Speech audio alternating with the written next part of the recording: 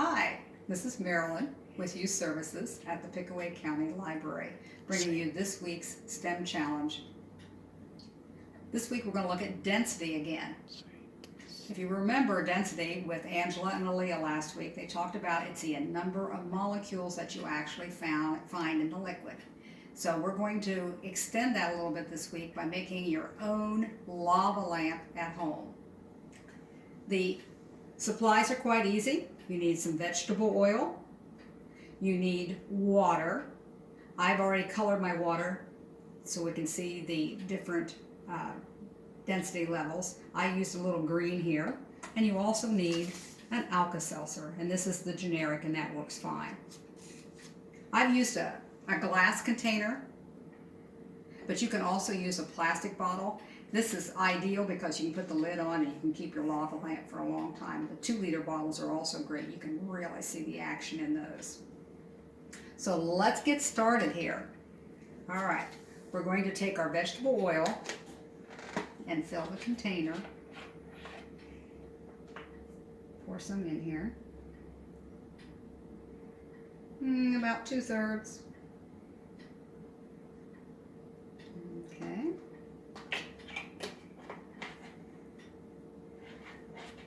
And then we're going to pour the water in here.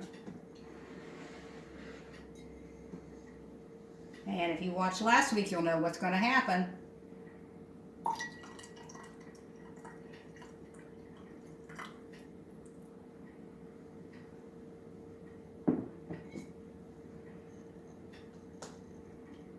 Why does the water go to the bottom?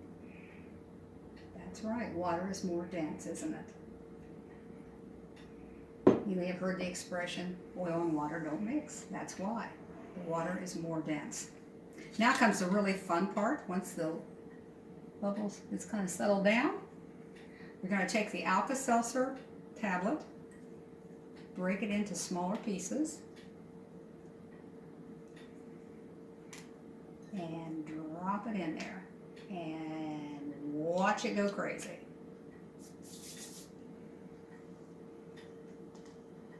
Can you see the bubbles? What's happening here is as the Alka-Seltzer dissolves, it releases carbon dioxide. And the carbon dioxide bubbles pick up the water and it goes up to the top.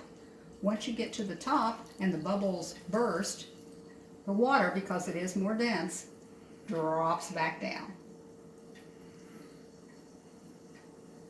You can see it'll keep going and going and going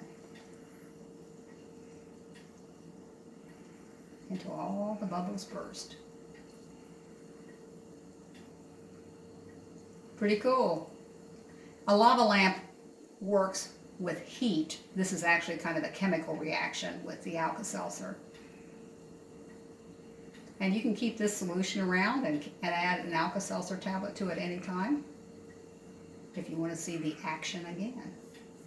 Now what happens at home if you don't happen to have an Alka-Seltzer? I'm going to show you another way to do this one. And the secret ingredient this time is salt. Same principle applies. You're going to fill the container here with some water. And again, you can pick any color you like. Here. I just think it helps you see the different densities here. And then you're going to add vegetable oil. This one takes far less vegetable oil. You can also use baby oil for this one, to make your lava lamp if you don't have vegetable oil.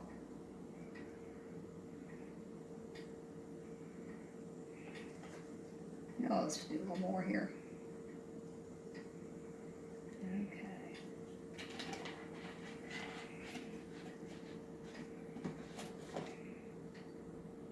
Again, you can very clearly see the oil sitting on top of the water. All right. And now you get to go crazy with the salt. You'll watch the salt kind of fall through first, and it'll create bubbles then.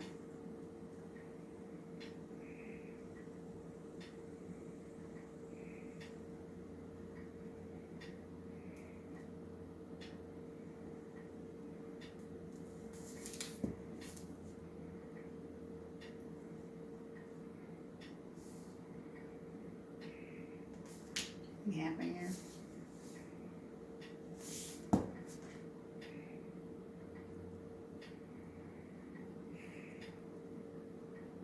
It's a little slower action, but you can see the bubbles very clearly going up to the top.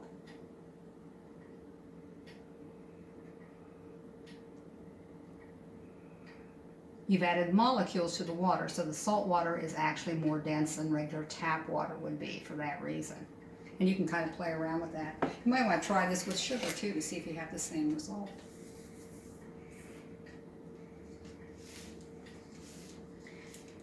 Just want to let you know that we have reopened the library for curbside delivery.